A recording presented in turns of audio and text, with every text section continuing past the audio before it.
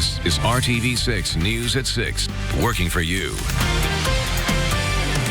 I'm Nicole Griffin. Tonight in the Martindale-Brightwood neighborhood, taking a closer look at a program that aims to reduce crime in our community while also teaching youth skills for their future. A date with deception? The government is making big allegations against a popular dating website. I'm Call 6 Investigates Kara Kenny with how this could impact you. And Vice President Mike Pence comes home to Indiana with a message that he wants Hoosiers to share. But a protester also has a message for him. Now at 6, building a successful future that doesn't include crime. That is the focus of a local program putting young men and women to work, rehabbing older and abandoned homes in Indianapolis. And that program just received a portion of a $2.3 million in crime prevention grant money from the city. RTV6's Nicole Griffin is finding out tonight why leaders say it puts kids on a path to success. Happening here today, trainees with a local program called Build are focusing on rehabbing this home here in the Martindale-Brightwood neighborhood. It's part of an overall effort to not only teach them skills for their future, but also reduce crime in our community.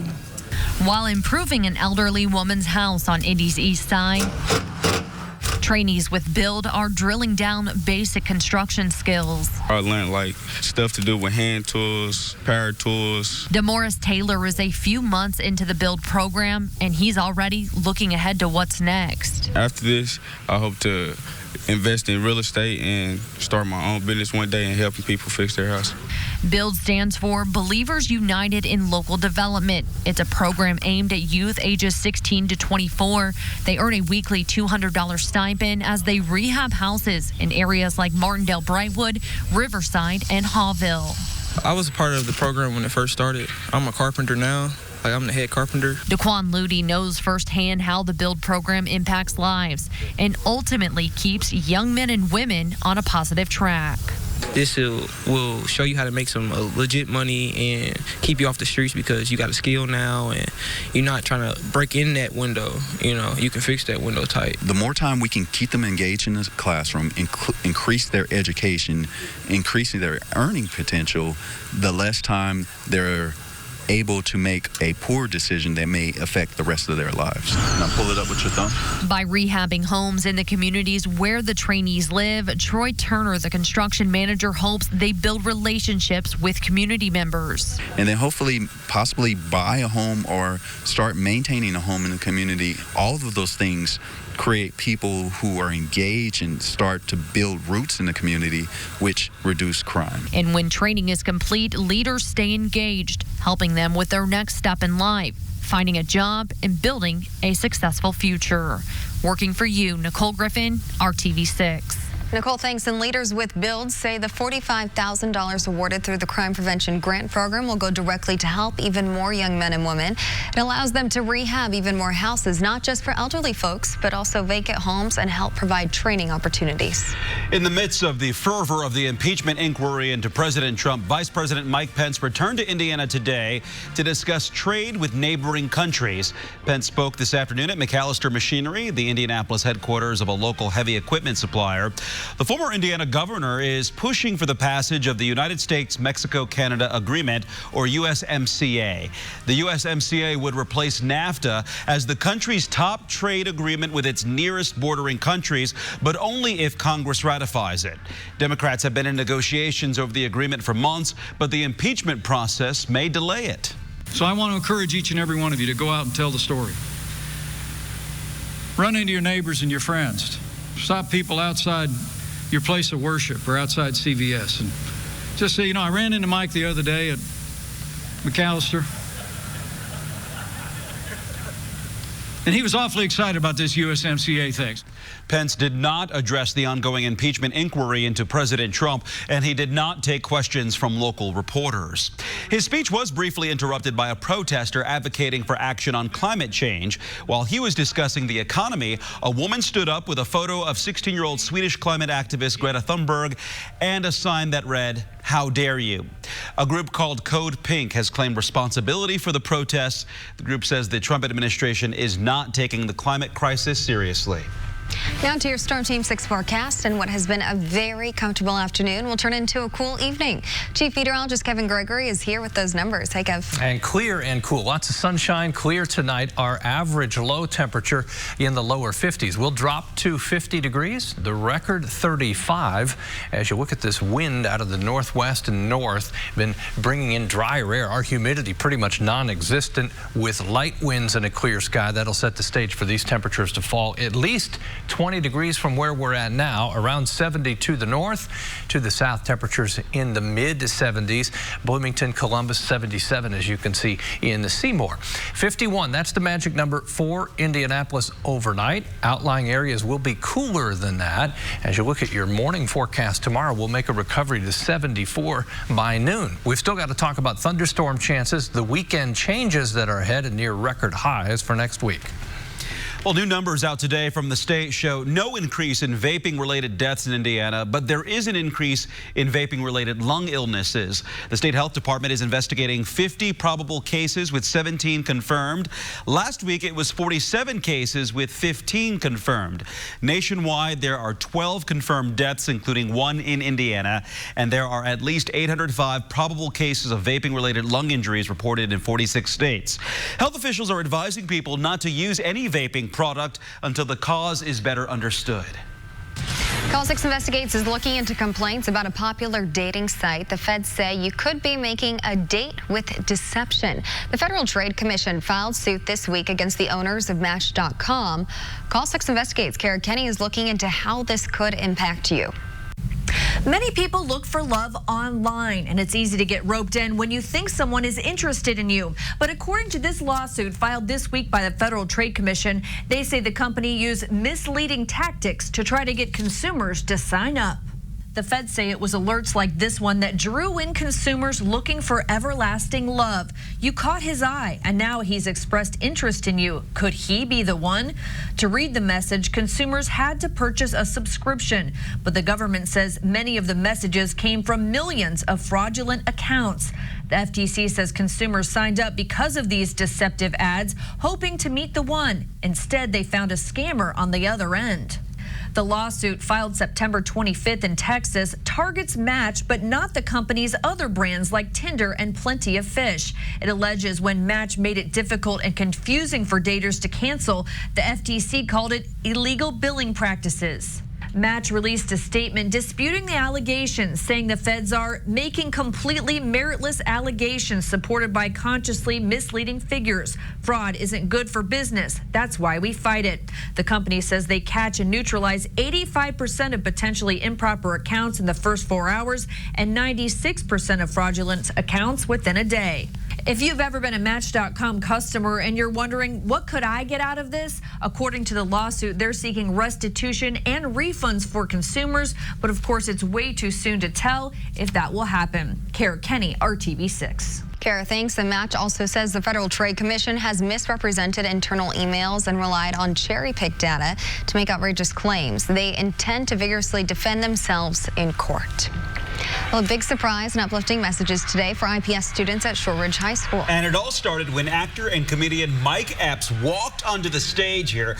Epps was part of launching a series of new forums at IPS schools called Making the Right Play in Life. The forums are the brainchild of activist and promoter Amp Harris and designed to inspire kids through positive role models. Epps is an Indianapolis native and former IPS student whose career has taken him all over the world, and he wanted to share a little of that perspective with the students. I see kids in some cities, some places in the country that just want the opportunity that you have. Just the opportunity. And I know it's hard for you to see it because you right standing in it. But from the outside looking in, man, y'all could take over the world in here. And become the president, become anything you want to become. Anybody in here think they ain't cool because they ain't dead or in prison or on drugs? You think you ain't cool? You don't even want that life. Epps was later joined on stage by the Pacers' Miles Turner, who counseled the students to cherish this time they have together. Panel members on these forums will also include community leaders, business owners, and young adults who will share their personal stories of overcoming challenges to achieve success. That is a day that goes in the books for those kids. Yeah, lifting them up by the bootstraps there. Still ahead here on the news at 6, several Indiana schools are getting national recognition tonight. Who has earned a blue ribbon? And we will show you how robots are being used to help kids get ready for their future careers. And I'm Dave First. Union 50, the place to be tonight downtown as IndyCar wraps up its 2019 season with a season-long celebration. Includes the Manufacturer's Trophy, which for the second straight year went to Honda. Felix Rosenquist, Rookie of the Year. He drives a Honda. He'll join us in just a bit. And earlier today at the Speedway, hoisting the flag for the overall series champion. Two-time champion now for Team Penske, Joseph Newgarden. A lot going on. More on that coming up in just a bit. Flag looks great with a blue sky for the background. For us, we'll talk about our thunderstorm chances returning. This is 4 o'clock tomorrow afternoon. Thunderstorms entering northwest Indiana. I'll finish that timeline and let you know what happens over the weekend coming up. That's why the milk is so fresh at Meijer. This is RTV6 News at 6, working for you. Welcome back to the news at 6. Good news for Southeast Side drivers. Work on another roundabout is done and open. This one is at Franklin and Thompson Roads. This is the 4th roundabout to be completed this year in Franklin Township. Tonight, 12 Indiana schools are celebrating the news that they've been named National Blue Ribbon Schools by the U.S. Department of Education. 6 of them are in central Indiana. Brownsburg West Middle School, Immaculate Heart of Mary and St. Thomas Aquinas schools in Indianapolis, Mohawk Trails Elementary in Carmel, St. Maria Goretti School in Westfield, and Van Buren Elementary in Plainfield. The recognition is based on a school's overall academic performance or progress in closing achievement gaps among student groups. So congratulations there. Hiring Hoosiers is an RTV6 focus on lining you up with skills, resources, and jobs. And we love to find ways that education can take you into a career. Robots are taking over the Walker Career Center in Warren Township, thanks to students who are getting into the STEM industry. RTV6's Aaron Lish is taking us inside to see how they get classroom to career ready. Students here at the Walker Career Center are using their creativity and ingenuity in the robotics program, getting them ready for a life in the world of technology. For Walker Career Center student Keegan Axmit. All right, that's on. Let's just fill up this side first. He helps design and build these robots. All right, we're going for the top. So then. They use sensor and actuators to solve problems and complete tasks in their robotics program. I make most of the parts for the robot, so I'm pretty good at using the manual machines. So the next step after that is just going straight to CNC.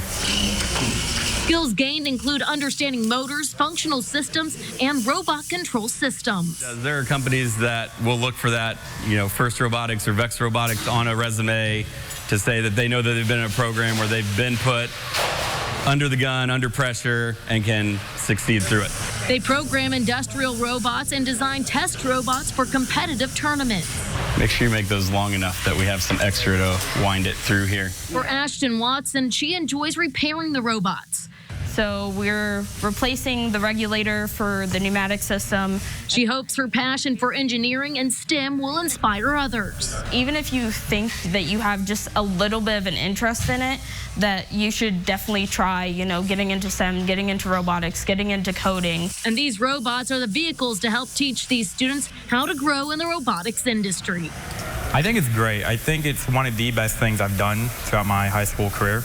Working for you, Aaron Lish, RTV6. Aaron, thank you. And today, 132 women teed off in the Indy Women in Tech Championship at Brickyard Crossing for a chance at a $2 million purse. The event draws in top female golfers from around the world. We talked to a young golfer who is volunteering at the event this year. 13-year-old Claire Swathwood from Carmel has been playing since she was 4 years old. She is one of more than 700 volunteers that help make the event possible. The 8th grader says golf teaches discipline, patience, and hard work. Swathwood is volunteering as a standard bearer at the LPGA event, so she'll be walking alongside the players carrying a standard with their scores on it. It's an honor because I've always wanted to do it. I've always watched the players, and I look up to them as players. They're my role models. Along with the tournament, there will also be events focused on expanding the reach of robotic programs in schools, more STEM opportunities and initiatives aimed at exposing teen girls to the potential of technology-focused careers. Beautiful day to be outside golfing, Kevin. Oh, you can't get a better day than this. It will end with summer-like temperatures on Sunday. Thought I would show you this while we will go toward record heat and temperatures warm up this weekend out in Montana. Big snowstorm there. May see as much as 30 inches of snow in some spots. For us, we're on the mild side of everything. The dip in the jet stream to the west means cold temperatures there. Expanding warmth in the eastern portion of the country. For us, next week is when our temperatures will peak. Monday, Tuesday, and Wednesday. Even Thursday still quite warm. There's really no change in the warmer pattern until we get to the end of next week. Enjoy the hours that we have now where temperatures are so comfortable. A couple of 90s there. Those, by the way, would both set new temperature records right now. 74 in Indianapolis, 71 in Tipton. Temperature in Montgomery County a little bit cooler. They're the cool spot. Bloomington's at 75. The wind has been out of the northwest, and that's brought in drier air. Set the stage for these temperatures tonight. In the 40s in a few spots. Logansport, Kokomo, Marion, all expecting temperatures in the upper 40s. If you're not in the upper 40s, you're only in the lower 50s. The record for Indianapolis, 35 degrees. That's safe, but this is refreshingly cool and a nice way to start your Friday. Cooler it feels in the morning, the warmer it will feel in the afternoon. A quick change in temperatures. The wind will be out of the south and strong, bringing in warmer temperatures. 84 in Indianapolis, a little cooler to the north. Thunderstorms are most likely first in the northwest portion of the state. There's a low or marginal risk. A few of these could be strong. Friday night football could be impacted, especially north of Indianapolis. That's the greatest risk for thunderstorms right now. Temperatures will be in the low 80s at kickoff time and wind strong out of the southwest. 1 o'clock in the afternoon, we're dry. 4 o'clock, you see the line of storms, northern portions of Illinois, northwest Indiana. How far south that line makes it is the big question right now. The model pretty aggressive, dropping that closer to Interstate 70.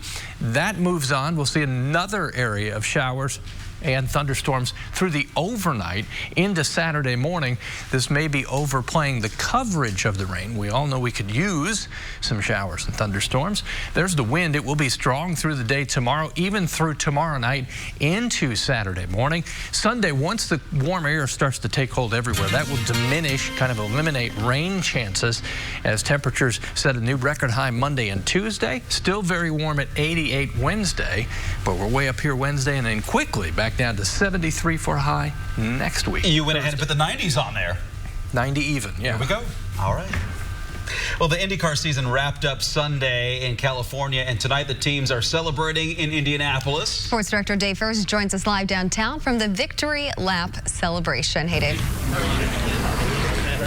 Yeah, a lot of these Penske guys are here. Something about Simon Pagenaud winning the Indy 500 and Joseph Newgarden winning the overall season championship. We'll get to those guys tonight at 11 o'clock. Felix Rosenqvist was named Rookie of the Year after a great drive in the season finale just last Sunday at Laguna Seca. So you kind of get that hardware and the manufacturer hardware, which, by the way, goes to Honda and HPD for the second straight year. But spectacular rookie season. Are you happy with it? I am. You know, I didn't have a win. That's my main concern for next year. But I felt that we were right there fighting for wins in the end of the year, and that's what mattered mostly to me this year. Then the rookie award was amazing because we had a good competition from Herda, Ferrucci, Ericsson award. It's been a good rookie year. So yeah, proud to take it home for sure. Let's flash back to Laguna, and you started further back in the pack because of a penalty in qualifying, but you might have had the best car that day. You worked your way up and did exactly what you needed to do to win the Rookie of the Year award. Yeah, honestly, I didn't think too much about it that day. I just tried to do the best race I could, and we ended up 5th, which was probably, as good as we could reach from there. Herda won the race, so he did everything he could. He led most laps as well. So, but yeah, it worked out, for the award. But honestly, I would be even happier if I was in his position winning the race. No question about it. And take a look at the Rookie of the Year standings. I mean, there's only 5 points difference between you and Colton Herta, who won twice. Ferrucci, you mentioned, and Marcus Ericsson. We'll see if he's back. Hopefully hopefully he is in 2020. But enjoy the night tonight. Thank you, man. Okay? Thanks. You got a speech prepared or anything? Oh, yeah. He's a veteran at that. Congratulations. Have a great night tonight. Much more on this coming up tonight at 11 o'clock. First things first, though, let's take you out to Brickyard Crossing, round one of the $2 million iWit Championship. LPGA back in town, 133 ladies vying for this title. Erica Shepard, Center Grove Zone, now at Duke. The approach on 17. She drew it close. It was up and down day for Erica. 2 under at last check. The leader, though, MJ Herr. Watch her. The birdie putt on 6. Good from range today. She finished 963, has a 2-shot lead.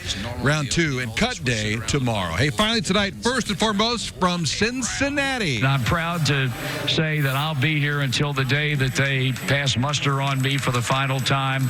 I'm proud to say I'm a Cincinnatian. And for those who are here today and for those who are listening wherever they might be, just know how much you're loved.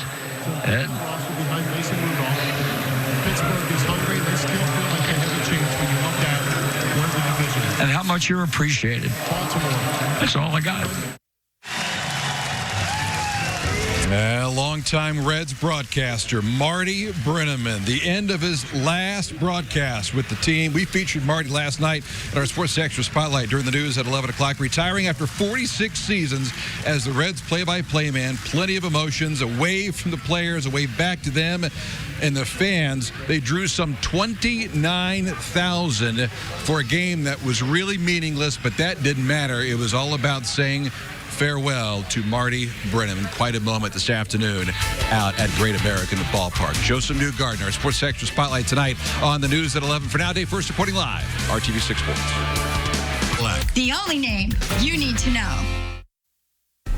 All eyes at Brown County. It's time to start staring at the leaves. It's still so green. It is, and the sky is blue, but all that changes, obviously, as we go along.